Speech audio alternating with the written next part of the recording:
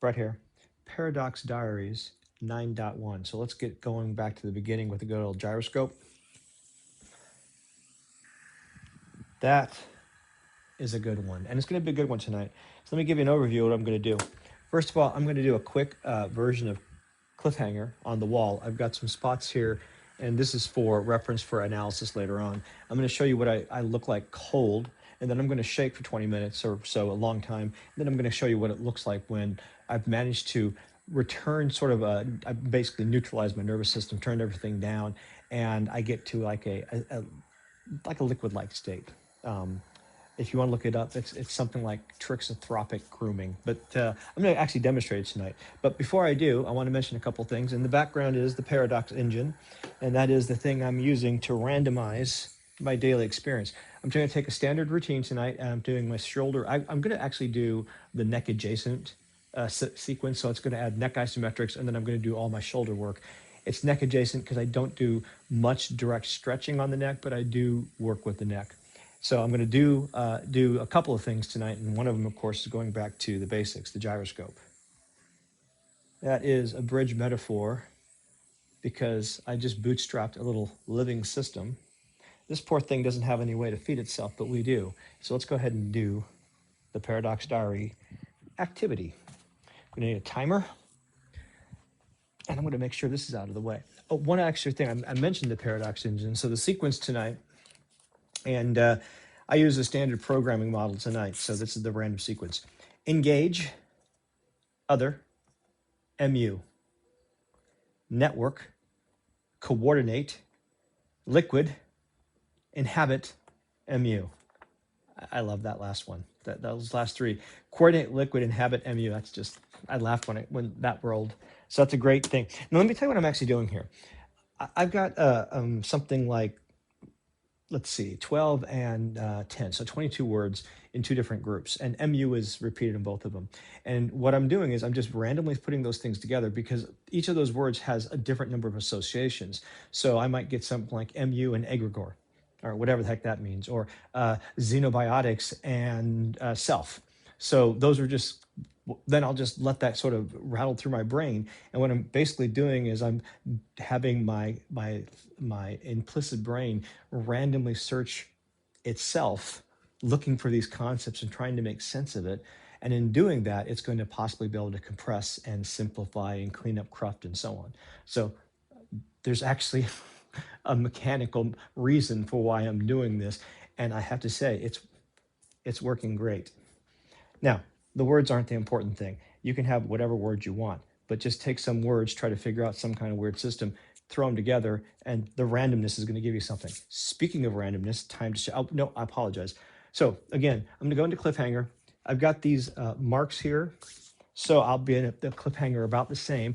My hands are going to be centered. So this will be comparable before and after. So starting cold, here I am. My head is, that's a little hard. The head is hitting the wall. Now I'm going to reach up and I'll put there we go. Okay, so this is where I start right now. And I can certainly stay here, and I will go a little further. But there we go. That's about where I'm at right now. So now I'm going to actually demonstrate a change in my body through shaking. And here's the thing. You can do this too. It's just you have to commit to looking like an idiot for 20 minutes. I'm recording it to demonstrate that, you know what, it's going to work. I'm going to show you this. So in about 20 minutes, and of course you'll fast forward, or no one's going to watch it. I'm getting two watches per view, but this is mostly for me anyway. But what I'm going to demonstrate is if you spend time calming your system down through the introduction of noise, you're going to notice some things happening in your body if you do it consistently over time. That's one thing. Second thing, one of my practices, stretching. I've been doing stretching since 2022, January. I actually started January 2022, I think. And, after about a year or so, you generally don't get big gains. But what I did was after about a couple of years, I then shifted to bigger things like front splits and side splits. And so I've made even more progress. And I had kind of plateaued. And all of a sudden, shaking has opened up an entirely new way of stretching. So no, bad side is it takes 20 minutes. Good news is I'm using a little bit of ATP. I'm cleaning out my lymphatic system. I'm sleeping better, et cetera, et cetera, et cetera. There's so many health benefits going on here that it's absolutely worth it. But when I demonstrate the difference where my stretch is, now I could be lying. I could have held my muscles, right? So we'll see. I'm not lying. The physical state, and so I'll give you an example. I can tell the difference between cold and some level of warmed up. And what I mean by warmed up is that's where I start when I'm cold. And if you want to go back, I've got at least 50 videos to demonstrate that. So either I've been consistently lying for a bunch, and I'm sorry, I'm too lazy to do that, or I was being real, and I really am being real. After say 5 minutes, maybe 10 minutes, depends on how tense I am. If I've had a tight day, okay, so if I've been like holding myself tight or like at work, I'm generally tenser than if say I've been doing hours of housework. Like this past weekend, I did a bunch of transplanting and I was basically crawling through my front garden, pulling weeds in a full squat. Basically, my muscles were fully relaxed and I was kind of just aligning my body and seriously just walking. It felt great. Also, it turns out I was measuring it and had huge vagal tone. So I was able to like get into a deep squat, which gives me vagal tone. But this is a little bit more than that. So this is going to help. In fact, I'm starting to feel a little bit of heat up here, and I'm just starting to feel the first round of waves. So that means I'm starting to get some loosening going on. Now, generally speaking, this is where the thermal, and I'm talking physiologically. Okay, we could talk about chi because that's what it is, but the body has to release heat. So the thing is, there's this tension in the body. Some of it's elastic, your fascia. Some of it's bioelectric. Okay, well, what happens when you release tension? Okay, it gives off heat. So the heat has to get out of the body somehow. And there are certain places that it tends to come out more so than others. Just like, for example, I'm pumping my lymph system. When I pump my lymph system, the residue goes to various places, but the clean stuff comes back here around your neck, I think. Or maybe this is where the nasty stuff comes. Well, anyway, this is where maybe some of the nasty stuff comes out, but this is definitely ports for your lymphatic system. But think about this. You're shaking, you're pumping the debris out of your body, so there's actually more space in your body, and also you're increasing your blood flow. What do you think is going to happen when those high nutrient, oxygen-rich red cells get there and deposit stuff? I'm not sure if that's what's actually happening, but it does happen. Something along those lines. Nutrients are being carried in your blood, and the cleaner your system is from shaking, the better the results are going to be. That's it.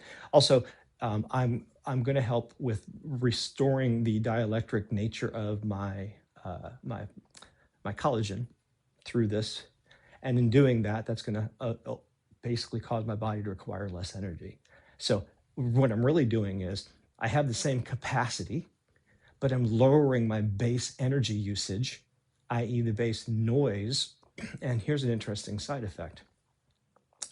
Your inner critic, I'm going to MU that, pardon me. You treat your inner critic as an other, but in fact, your inner critic is you trying to give a status report. Like, for example, when you're working hard, your heart rate is going hard. You can feel that, right? That you can consider that status. I mean, it's what your body is doing, and you can feel it. Your body is trying to communicate something to you, and when you are in a tight, wound up state, if you were to look at the energy usage of your brain, the instantaneous energy usage is going to be high. There's going to be a lot of noise and fuzz, and so to get status out of that noise, it has to use loud messages. And so what is it going to find? It's going to find something that is going to be negative because survival bias. So that's the inner critic. Well, no, actually, your inner critic is just an alert system saying, hey, something's up. And the more you calm down your nervous system, the more those messages become a lot calmer, and they're not gone because it's a natural part of what your body is doing. Because I've recently kind of discovered that really, the body is structured to heal itself, right? I mean, if you think about it, the body is doing that kind of stuff all the time, and it needs the coordination of the whole body. And so if I don't exercise, whoever I am, like me, Brett, then I'm not coordinating with the whole body. If I do this, I'm coordinating with the whole body. Literally, I'm moving my whole body. My vision is actually getting a little bit better. In fact, my glasses are I need slightly weaker glasses now. And that's probably a combination of improved blood flow at the sort of a macro and micro level, And also, it's probably because I have presbyopia, which is a tightening and hardening, and this is going to help to loosen it a little bit. Now, my vision, I still need glasses. I'm not saying this, I'm just saying it's a little bit better, like, 5-10%, nothing major, but it's noticeable, right? I keep, for the last few weeks, I thought my glasses were dirty, and I put them in a sonic cleaner, and it's like, no, my eyes have gotten a little bit better. Not a lot, but a little bit. So anyway, your inner critic is you trying to talk to you, or your body trying to talk to the higher part of the brain. Here's the thing: we think there's layers, and there's not. It's just a bunch of integrated things, right? The idea that your ego is like on top. Well, it has a place where it happens to have access to a lot of energy, so it can be loud. And unfortunately, sometimes you need to sort of work with it to make it maybe not so loud. But we're all sort of, all of our parts are sort of integrated. And the more you can help with that shaking, the better you're going to feel. So really, I'm just engaging the whole network of my body right now. And I'm trying to feel, and actually I'm starting to feel pretty good. When I can sort of jitter, as opposed to like, okay, there's bouncing, and sometimes I can jitter my feet. The better I can jitter my feet, the looser I'm getting. And when I start to feel the waves of my muscles flow past like the elbow joints, even more so, and I can tell pretty soon. I've still got a little ways away, probably 7 minutes. I'm going to guess 7 minutes. That's what the number comes to me. But if I keep doing this for about 7 minutes, I'm going to start to feel the heat come off, and then at that point, my body is going to be really loose. And here's the thing: okay, if you've got tight hips and you want to do hip work, all right, do this, because when I do hip work at this point, my hips are not the tight part, like my calves are, right? Because the one thing is this: I haven't quite figured out the technique to get my calves as loose. I mean, I can loosen them using deep flexibility, but if I could figure out a different position on this, I'll figure something out. I've already got some ideas, I just haven't tried them yet. So I've got to figure out how to coordinate all my stretching to get the whole body. But even if you don't, really loose hips means when you try to do something like a blaster pose, which is a big hip opening pose. That's my Tuesday night pose, did it last night. When you do a big pose like that, you're starting with such a huge advantage. Now, here's the thing. You're going to fill that area based on how much you've already got it loose. So if you've got a lot of like scar tissue, or just, you've had a sedentary life, your inner ligaments, fibers, the texture is going to be sort of reflective of your habits. And so what you can do is slowly over time, years. This is a style. This is a way of being. This is not something. This is not a fix. This is ongoing maintenance. But it's not just maintenance. It's actually an ability to basically completely rewire your body. The only problem is that it's not magical. It's not that hard, but you have to do it. The thing I've noticed though is if I start shaking, I just do it. And if I shake long enough, I turn into liquid. And then when I go into a stretch, you're not fighting a stretch. Your nervous system isn't fighting. Your breath work is already taken care of. Your brace, in fact, I don't know if you can tell, but I'm already turning down, and I've got this as a cheat, stimulating my vagus nerve as well. So this just speeds things up a little bit. It doesn't. I mean, it does make a difference, but it's absolutely not necessary. So at that point now, you're not like going into cliffhanger. You're inhabiting cliffhanger. And if I do this long enough, the first time I noticed this, I'd noticed the oh wow, this really makes my stretches better. But about maybe 4 or 5 nights ago, no, maybe it was maybe a week ago, maybe, I went into this pose after I'd stopped recording, and I did the cliffhanger because I just felt like doing it. And I was like, what the F is going on? I was like, it was just like my body was just melting. And so I did some research, and yeah, that's a thing. You can do it. And now I know how to do it. And I'm doing it right now. I'm going to be just a little more aggressive here. By the way, this is also really good from a cardio standpoint and vagus nerve standpoint.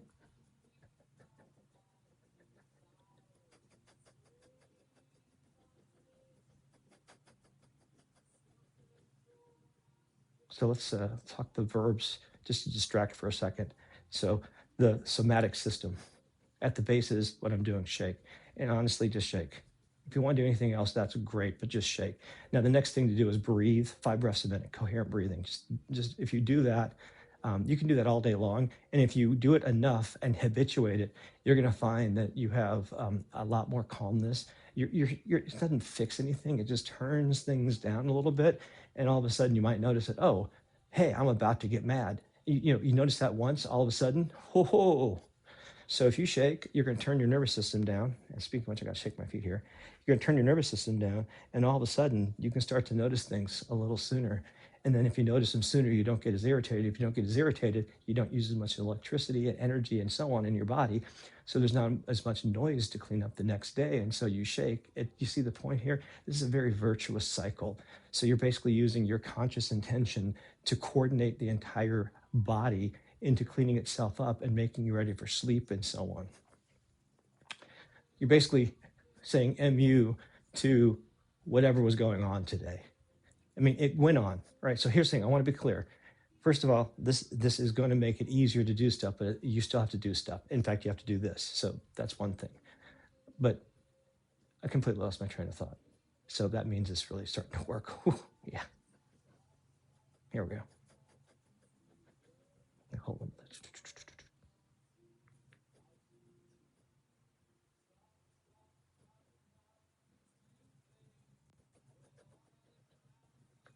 Okay, now I'm going to actually target a little bit. So I'm going to lean forward a little bit because I find that if I do that, it's going to target actually my hamstrings, but also, let's see if I can get this. Sometimes I can do it, sometimes not. Nah, it's not working. Yeah, it's not working. Sometimes I can do that. You got to go with where you're at. Number 5 in the rule set. But anyway, if you can actually coordinate your breath and shaking, it's a great combination. After that, the next thing is you want to, actually I said I was going to sometime. Oh, it's already late. So the next thing you might want to do is you want to stabilize. So neck isometrics, planks, strength training, whatever. But basically you want to build up muscle strength and you're basically trying to do a little bit of stressing your body so that it has a reason to do something, right? Your body responds to what you do. The more you do, the more you can do. And I mean that in an actual sense, right? Now you have to do other things. You have to sleep, you have to have some decent nutrition, but it's not that hard if you do a little bit in a lot of different ways, like this is a little bit in a lot of different ways. So after that, tonight, deep flexibility. Again, I'm going to be doing my shoulder sequence. If you sit, I'll be talking through them all, but this is sort of the great set if you have neck issues, etc. But sitting, you're tight in the front. It's going to open up the chest and so on. After that, it's a matter of coordinating all those things together. So mixing in shaking, deep flexibility, strength training. And so, for example, housework is actually a way you can get a lot of time in because you can do breath work while doing housework. There you go. Or what I like to do is mindful listening if I'm doing housework. So I'll listen to some kind of podcast and just sort of let it go through my head while I'm focusing on something repetitive like, mopping and sweeping. And as mundane as that sounds, it's really good for your brain. It's good for your vagal nervous health. So it counts as freaking exercise. So you can turn the most mundane stuff into something that actually is more than just mundane. And when I was doing, actually, let me show you something. I was doing this in the yard for, an hour, just sort of like this, pulling weeds. And I was just walking around and it doesn't bother me at all. So my hips are really loose right now. And that's what happened. So, I managed to get to the point where I was really loose and then I just spent time digging in the dirt. Now, that sounds primal. The gardening is great. So my soil it's not great, but I don't put a lot of chemicals on it. So I'm digging in it. I'm getting microbiomes. I'm letting, I'm going to let all that stuff actually get into me because digging your hands in dirt is really good for you. It's also grounding in a literal sense, in an electromagnetical sense. Electromagnetical, that's close enough. So, but here's the thing, you don't have to do it at all, but you can do it a little bit here and there and just experiment. And when you start doing it, you find, like I actually, this weekend I was pulling weeds and I just didn't have all the time I needed to get it done. I wasn't like, it didn't need to get it done. I was enjoying myself. It was beautiful outside. I was just digging my hands in the dirt and the soil was wet, because we had rain. I was getting mud all over myself, just pulling weeds. And the thing is, here's a crazy theory. I knew the weeds are there. I can see the weeds. My brain knows they're there. My brain has images. So what I've done is I've actually required the brain to update its cache of information about how things look. And in doing that, I'm actually encouraging neuroplasticity and neurogenesis. Oh, and also because of the physical activity, vagal health, neurogenesis, yada, yada. It's a virtuous cycle, man. You turn the most mundane stuff like cleaning up the cat litter into just simple practice. And as stupid as it sounds, and as silly as it sounds, it works for me. Could work for you. But there's a lot of steps on the way there. And I've talked about it. If you go through the videos, you'll find a lot of different steps along the way. Things like letting go of good. I'm not saying you don't want good, whatever good is, but replacing good with better. So, for example, if you can shake for 30 seconds, shake for 30 seconds. It's better than not doing it. Now, if you really want better results, you need to go longer, but that doesn't mean you get zero results. If you're having a rough day, pick up a piece of trash. Do whatever. Better. Not good. But here's the thing. Eventually, if you do enough better, it does get good, or at least it gets a little more tolerable. Personal experience. So, I'll just say that.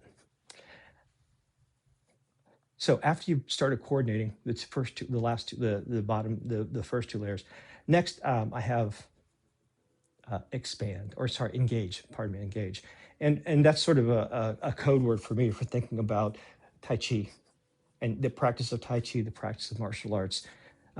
There's an interesting thing about yin yang in the practice. At the very beginning, you're in Wu Chi. Here's Wu Chi, something like this. Let me see. Oh, yeah, I'm nice and loose right now. I'm going to keep going for a while because it feels good.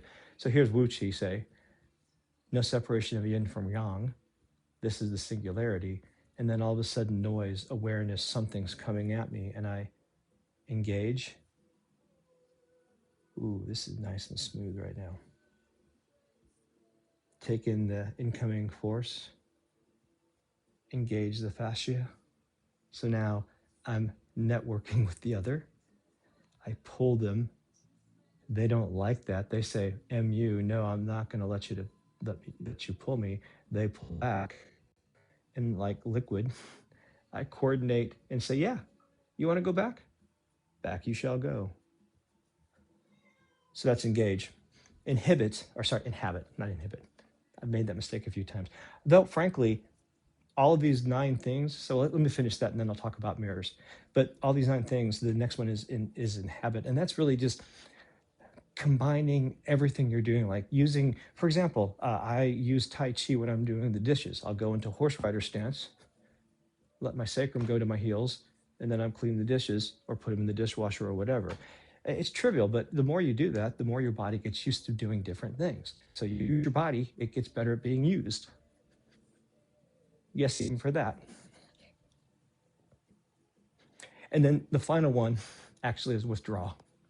So the last row is engage, inhibit, withdraw. And when at the end of the form, you withdraw back into Wu Chi. And Wu Chi is great to integrate into shaking. I'm not really doing it now, but if I want to, I can push my sacrum down and then I open up my hip flexors. And as a result, I start to get more front and back motion through my hips. So if you have a tight lower back right here, this is really nice. In fact, let me do it from the side. And again, this is how my body works. You have the same kind of body as I have, but your body has a different history. Your joints have different history. Your cartilage is written differently. And so, at a deep level, we are the same, but at the specifics of how this works for you, you got to figure it out.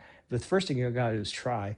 You got to be willing to look like an idiot. For me, it wasn't that I looked like an idiot. It was that I was shaking because I had been bitten by a cat. And after 3 days, I was like, man, I'm feeling better. After 10 days, I was like, man, it's like I've been doing sitting meditation except for my whole body. And that was about 2 months ago. And it keeps getting better. So there you go. Now, my entire body is loose, except for my calves, of course. Oh, wow. Okay, I'm gonna just really, yeah, I'm starting to get sweat on my temples. The inside of my arms is definitely warming up. My chest, my pecs, actually mostly my pecs. It's not below, like it doesn't go down to my solar plexus. So I just talked about I'm gonna go ahead and talk about the mirrors. All of these things can be mirrored. So when I say all of these things, shake, freeze, breathe, hold. We could go through the 9, but it doesn't really matter. But something I want to be clear about, neither is good or bad. And that's really important. And really it's about balance. Like for example, if you're underwater, you don't want to breathe unless you have a mask. So context really is important. So shaking isn't always good. But luckily shaking, gentle shaking is like noise, and noise is sort of like the essence of everything. And so really it generally works most of the time, but of course it might not work for you. It might make you dizzy, might make you nauseous, who knows? You might just have too much tightness. And so maybe you have to do localized shaking, or maybe you do stretching. I didn't do shaking before my deep flexibility work for 4 years. And I got great progress. And now I'm getting great progress in a very different way. So, do it, don't do it. But you might find that it actually does some amazing things for you. So in any moment, do you need to shake or do you need to freeze? I don't remember the words. Let's see if I can remember the words. Let's see. Then we've got the next one is breathe or hold. Next one is align or skew. Example of skew, asymmetrical poses, right, left. Sometimes you want to be asymmetrical. Also, that allows you to maybe go 50% longer on one side or maybe a minute longer on one side to attempt to get more to balance, right? That's now going to the opposite of coordinate. So skew, and then let's see, coming over. Just a second.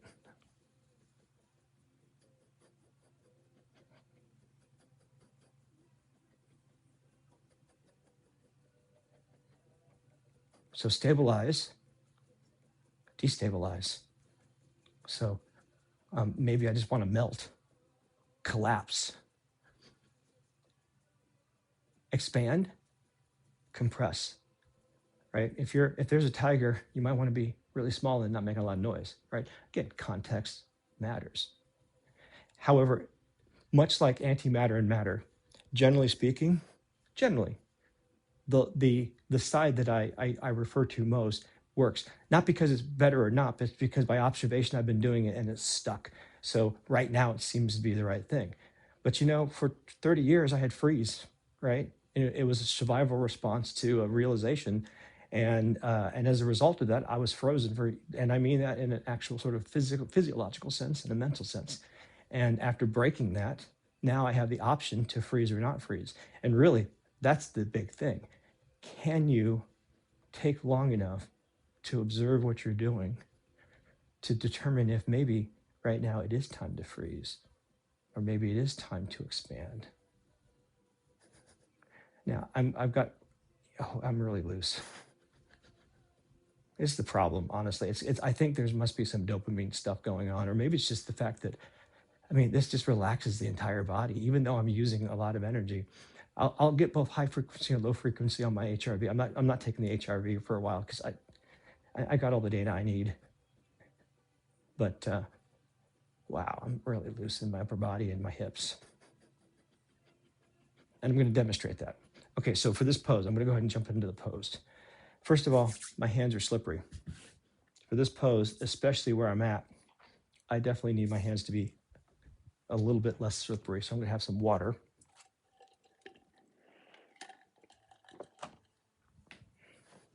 A little bit of water on my hands.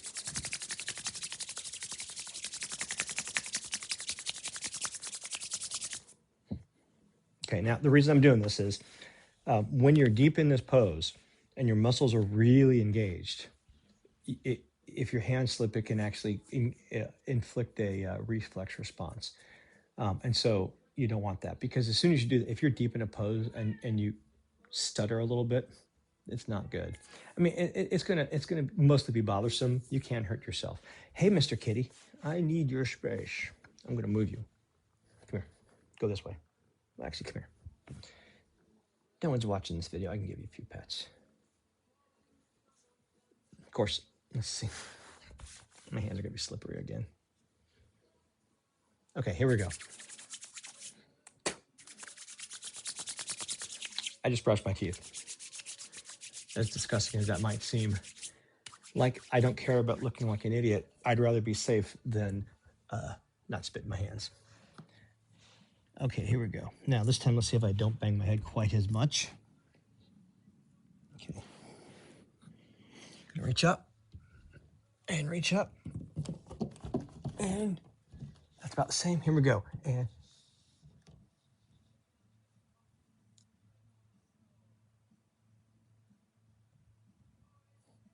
so I was loose, but I've been looser than this. Still not bad. But oh my gosh, my chest is just, whew.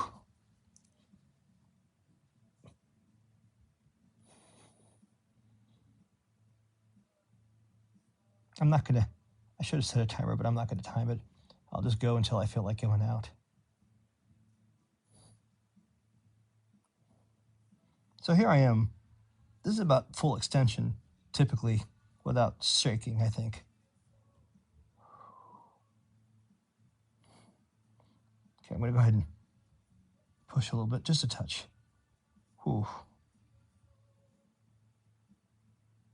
My traps are loose as heck. Okay, now I'm actively pushing. Oh!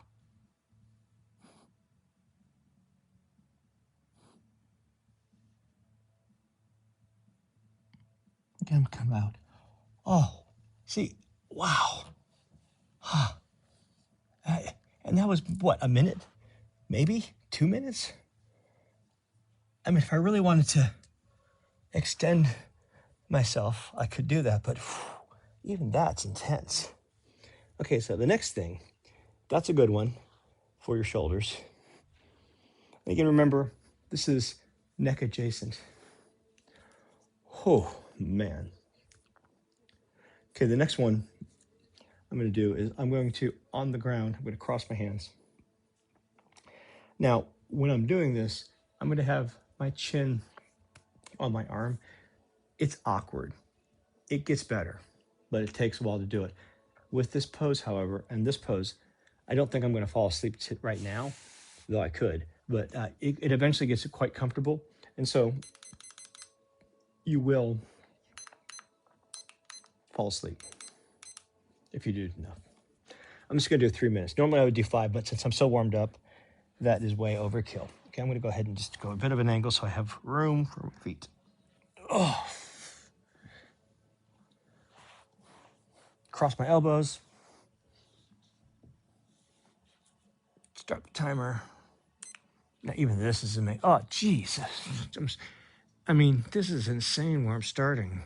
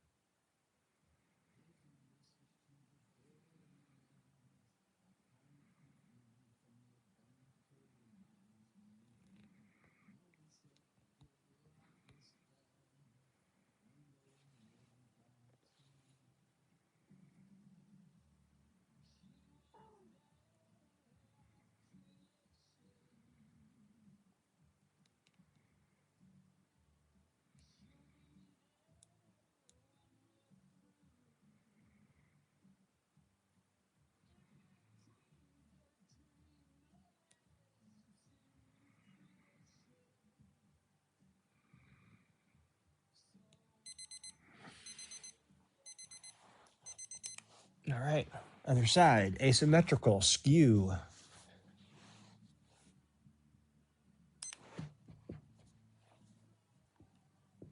And my elbows, I don't know if I haven't ever done shaking before doing this pose. That's why I'm going back, since I have not been doing the standard sequence that I did for 4 years for a while.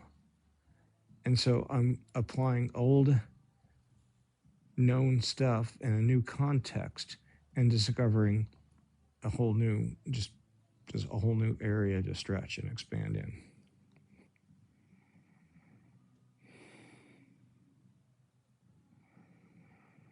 So very much like the paradox engine, where I use dice to roll a bunch of words to make up random things to get my brain going random. Now what I'm doing is I'm going through old stuff rather than random, but linear stuff that is familiar, and applying it with effectively a new technique ahead of it, and discovering an entire, let's just, like I said, it's like I've opened up a new world of expansive somatic practice by adding shaking. Though, I didn't say this earlier, I was about to say this, the reason shaking is so effective for me is in the way it is because I've already done a lot of stretching. For someone who hasn't done a lot of stretching, you're going to still get probably actually a bigger result than I am in terms of impact, because if you're like 99% of the population, your nervous system is pretty high. You eat sugar, or you eat a lot of carbs, stimulants, caffeine, you don't sleep enough, it's high stress work, can't pay your bills, smog, etc., etc. Well, it turns out you can't, that stuff is still there. But if you start shaking, you're going to start relieving a lot of that tension. Also, those environmental toxins will start to get processed more quickly through your body. And I mean that in a literal sense, because your lymphatic system does not have an active pump like your heart pumps blood. It requires you to move. So when people say movement is medicine, that's because movement moves the waste material through your lymphatic system. And shaking is the most generic, general, stochastic movement there is. And so that's why it's so freaking amazing.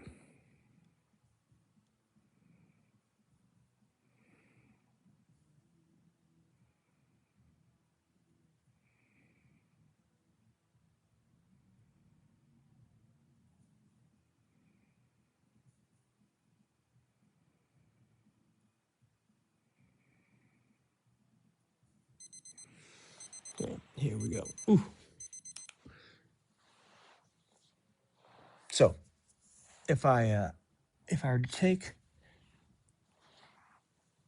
and treat the paradox engine as a bunch of cards, so I guess the major arcana would be shake, breathe, align, stabilize, expand, coordinate, engage, inhabit, withdraw, mu. And the minor arcana would be self, engine, liquid, fascia, mu, context, other, network, transact, egregore, xenobiotics, and terminate. So that's 120 cards. Then I would call that the tarot of noise. And in the tarot of noise, you can also do a throw of noise, which could also be a throw of cards. Just pretty metaphors. But randomization as a way to get your brain to sort of go through and update old memories. And basically it can discard stuff, compress stuff, and so on. And so you're just helping neurogenesis. Okay, now for this one, I need my socks off. I don't want my feet to slide. And in fact, do I want to use my yoga mat? Do I even know where? Oh, there's my yoga mat. Nah, I don't want to use my yoga mat. In fact, what instead I'm going to do, I'm going to use these in a bit anyway. So there's the light side and the dark side. And much like we learned in the most recent Star Wars movies, you need both. So in this case, that won't slide. That won't slide. But if I'm trying to stretch in a different way, I'll do the opposite. So this is a version of Wide Dog. What I'm doing is, this will be both a hamstring stretch and a shoulder stretch. I really care about the shoulder stretch primarily because getting the hamstring stretch is pretty straightforward. Now, eventually, if you do this pose and cliffhanger enough, they kind of collapse into almost the same pose in terms of what I get for stretches. Okay, Chesh, you're good. Let's see, can I do that? You have to move, buddy. Come on, get up. Wait a minute, are you gonna fit? Okay, careful. Okay, here we go. So you can do this with your hands on the floor. I get better shoulder action if I do it this way. And again, I'm not going to time this. I'm just going to go by the feel.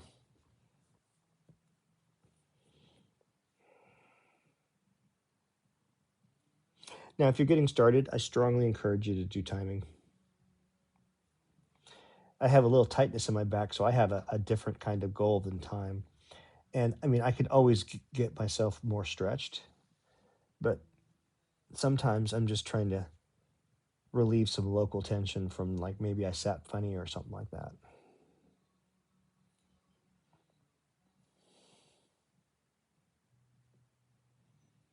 Now there, I'm feeling a little stiffness in my right shoulder. And so I'm going to sort of sit here, and this is adding just a little bit of pressure to that stiffness. So that's like trigger point massage, where eventually the muscle just runs out of energy and it has to stop firing.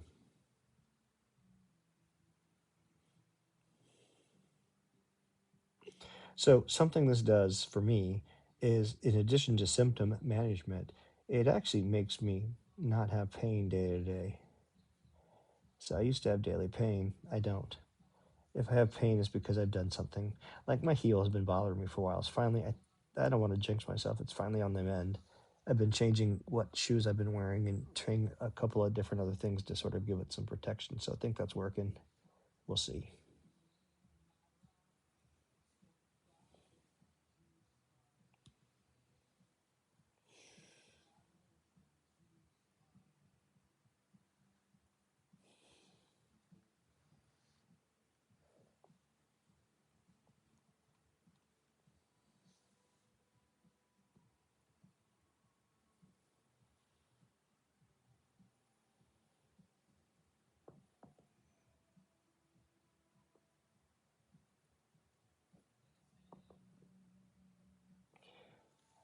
Okay, I think that's enough. Now I've stretched enough. I'm going to put one hand down, and then I'm going to press and lock out the arm. I'm doing what's called empty movement. I don't want to shock the muscles I just stretched. So I'm going to, first of all, notice I got my hands down here. In fact, I can show you this.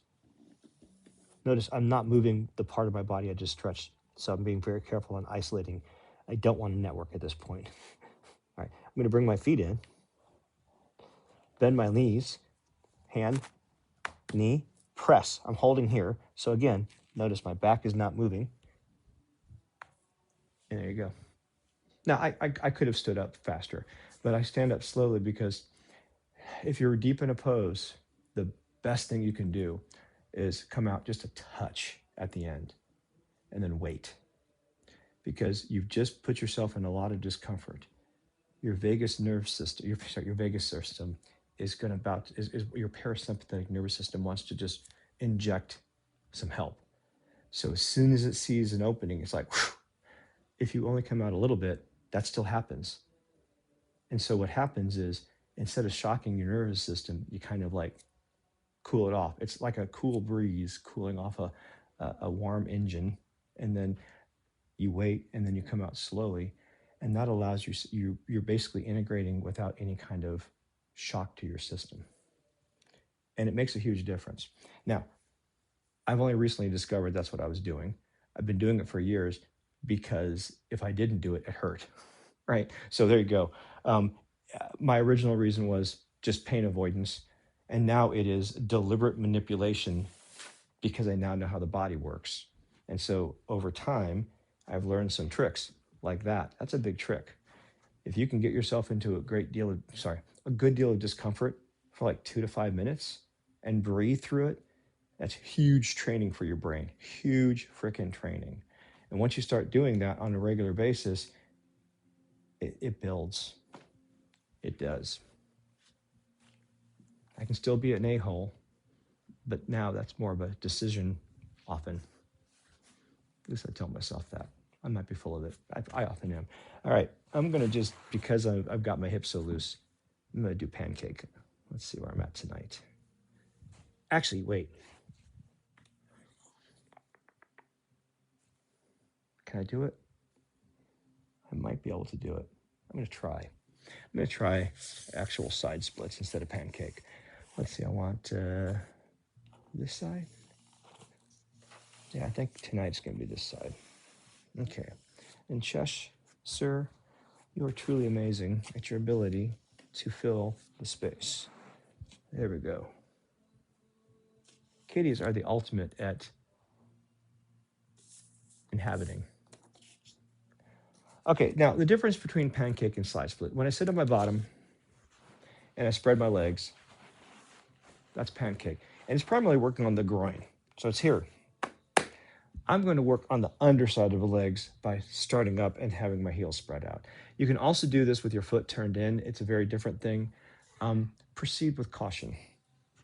And this is not basic range of motion. So this is, once you're to the point where you really think you're ready to do some really bigger stuff, this is good. But I want to say that with the hips especially, it's much more mental. I mean, yeah, there's physical stuff. Absolutely, there's physical stuff. That's the easy part for most people. You might be shoulders, but there's always a thing. There's always a thing, isn't there, Chesh? Until there's not. All right, let's see how this goes. Now, I'm going to actually ultimately collapse into pancake. That's just my thing. If I do side splits, I generally end up in pancake. So I'm prepared for pancake. And if I'm going to do that, I mean, let's go for it. Maybe I have that. So it depends. I don't know if I have the mental fortitude to actually do much on side splits tonight. We'll find out right about now. Okay. That's actually in the way. Especially when you're doing bigger poses, stretches, you want to make sure your environment's ready before you go because it's a pain not to be. Okay, so let's see. If I do this, actually, so this is a good thing to do, but I prefer to do this one side at a time. And you can really, really open up yourself. So I'm going to do this instead. Here we go. Actually, hang on. That's not good. That's be better. There we go. And that one's fine. Okay, so now if I look at myself and I look where the pillow is behind me, there's no way I'm going to be able to sit on that when I'm ready to sit on it. So again, I want to be here for a while. Take the time to get yourself set up, right? I want to engage this pose for a while. And I got to consider, all the stuff around me, all the other stuff that's important as part of the pose. And if I don't, it's going to end up putting the buzzkill, the MU on the pose.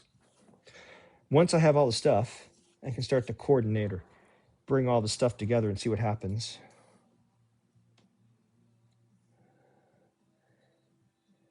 And if I'm liquid enough, I can stay here for a while and inhabit and eventually open up some new space in my body. So I'll increase my capacity for MU. And that was the 8 words I picked from earlier, narrating what I'm doing. And the reason that works is those 9 words are basically forming a fractal pattern, which means they can pretty much reflect anything you want. And that's because of the nature of their shape, not anything else, their relationship to each other, or at least their meanings to me. And so that's why this works for me. But forget all that. Just shake. Okay, now I'm going to use this. There we go. I have to get that out of the way. To rest while I let my hips open up more. Oh, yeah.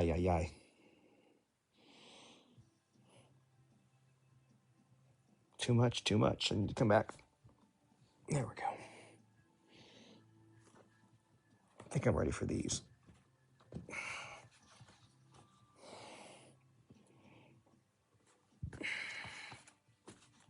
There.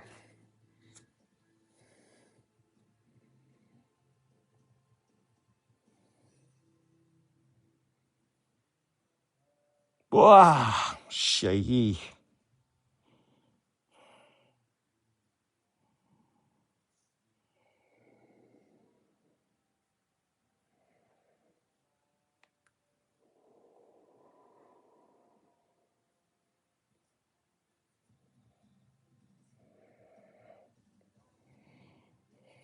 Now, I can't hold this for long because this is too intense.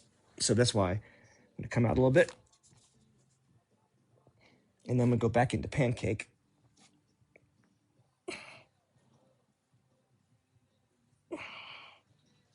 There we go. Now, that's an okay start. I'm going to rest here for a second, kind of getting a nice stretch here. I'm going to slowly work my way forward. I'm not in any hurry, though.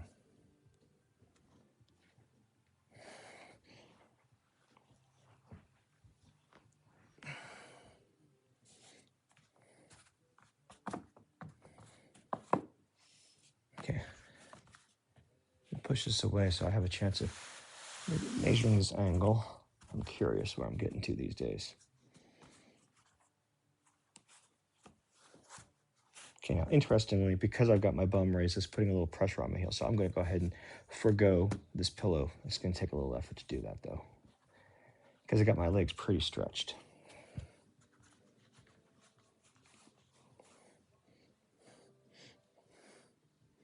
I'm lifting my weight onto the back there. There we go. Okay.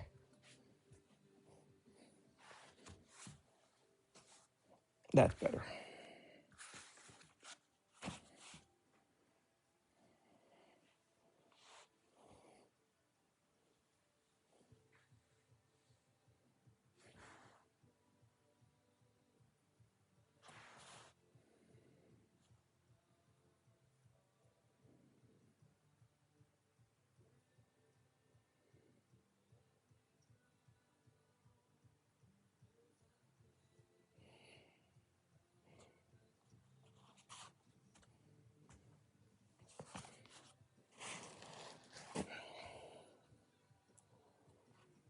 It's a bit high, I think.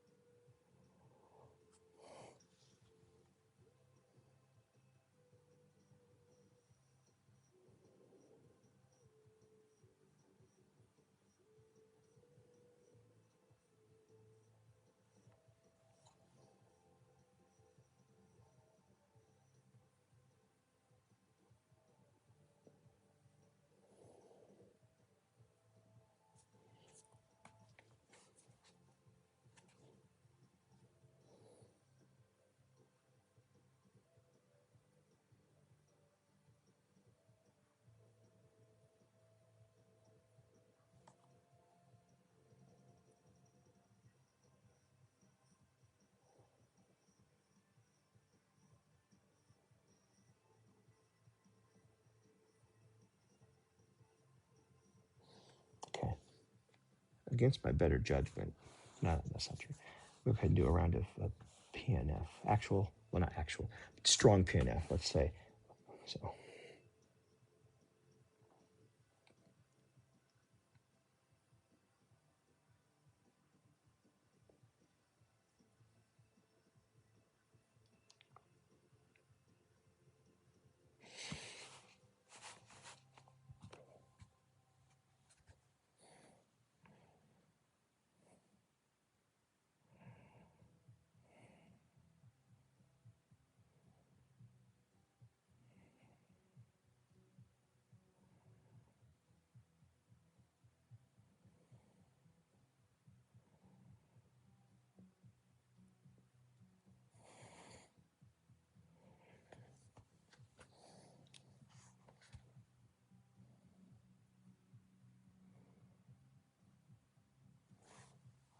Okay, well, I'm going to call that. That's pretty good. I mean, I could stay there longer, but that wasn't part of the plan. I just decided to jump into that because I felt like it.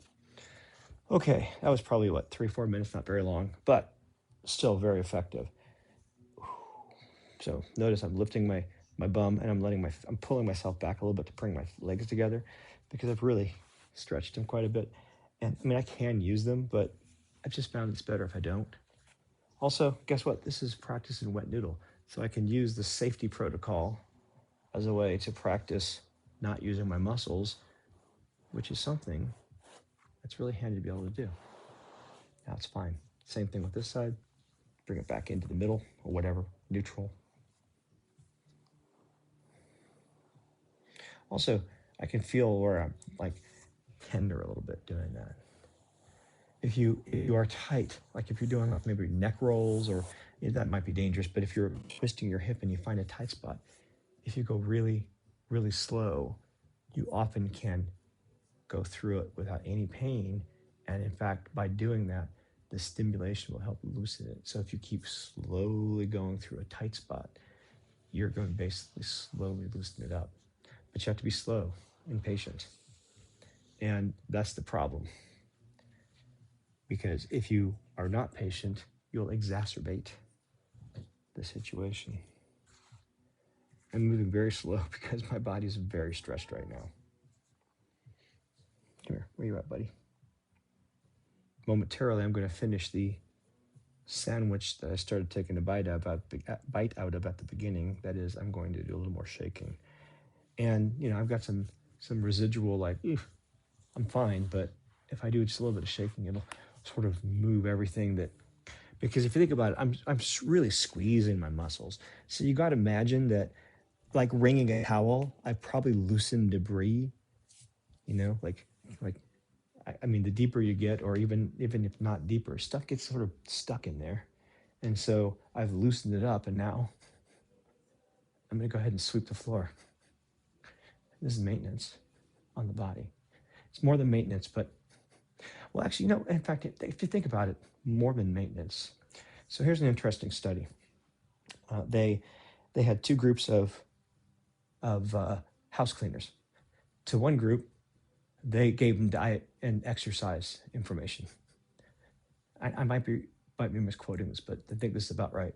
To the other group, they said, do you know that your act of house cleaning is actually exercise? That's it. That's the primary difference. One, they gave advice. Two, they gave an observation. To the group that was given the observation, they actually worked harder. And I do this myself, right? When I know that, for example, I can listen to a really good podcast, which I don't have any time to do because I'm doing the dishes, bam, right? And because I'm taking opportunity, I'm killing two birds with one stone. It actually really is. In fact, if it helps you, because by doing a mundane task and trying to concentrate on something else, through task focus, your brain's going to you're going to end up having more focus. And if you have an inner critic issue, inner critic will probably be a little too busy. So it's a good way to, my body feels so loose. It's a good way to sort of basically do self-hypnosis. Housework, listen to something interesting. Good thing to listen to would be the Yoga Body podcast. There's 744 episodes. I recommend listening to them pretty much all. They're a little bit rough, but there's a lot of good stuff in there. The first 70 or 77 are just question and answer, and then it goes into having guests. And some of them are basically product placements. It's a bit rough, but still so much good stuff. So when you're listening to something like that, take what's good, what doesn't fit. And you know what? Sometimes stuff doesn't fit, and then it does. For example, me and the idea of chi. It's the whole concept has always been mystical. It's not. There's something mystical about it, but it's not. But my mysticism is more around the understanding of solid state physics and such. So honestly, chi is really freaking interesting. Because, for example, if I do this enough, over time, this is going to help reduce the tension in my body, which is going to help calm me down. I'm going to get better sleep. All those things are going to tend to encourage a switch of phenotype expression of your astrocytic cells so that they start to store instead of consume. You'll be storing, I think, as glycogen. And so you're literally building up potential energy in the form of a battery basically in your brain. And then at time of need, that energy can be released into the neurons because they're star-like cells that sit on top and give sort of structure to, right? So that's pretty impressive. That's pretty amazing. There's also potential energy in the form of your fascia is elastic. I've just put elastic stress in there, let go. And since it's the fascia moving, that's a network. And so it actually has more proprioceptive receptors and so on. So it's actually quite a bit different to do that than, say, hit the muscle. That's a Tai Chi thing, fascial grabs. And again, it's based on physics and anatomy. Wu Chi is attempting to get your body perfectly aligned and engage your pelvic floor. Right? That's really what Wu Chi is from a physical perspective. And when you do that, check this out, your body is electrical by pushing your pelvic floor, pushing I'm frazzled, your spinal column into your pelvic floor. You're actually increasing the bioelectrical conductance of your body. It allows your body to actually do more things like scan itself and so on. So the mystical, it can be explained through signal processing and biomechanical energy. Signal theory, basically. You can also use things like fractals to describe some of the relationships, for example, the bidirectional relationship of thixotropic grooming, where as your body lays down cartilage, the brain is doing samples. The act of the sample produces a response because electricity and dielectric, and so it actually causes basically the collagen to be formed or groomed into place, and then the collagen reflects back the information, which causes the brain to update its neural net, which causes more information. You can sort of think about like a mycelia of a mushroom, bidirectional mycelia expansion. Right, so the brain is affecting the body, is affecting the brain. It's a co-creation simultaneously. And so what we're doing by shaking is we're resetting everything back to its factory settings, and all of a sudden, all those parts, they're a little more clear about their parts, and so they work better together, believe it or not. Yeah, I'm very rubbery right now. So, good night. Paradox Diaries 9.1, out.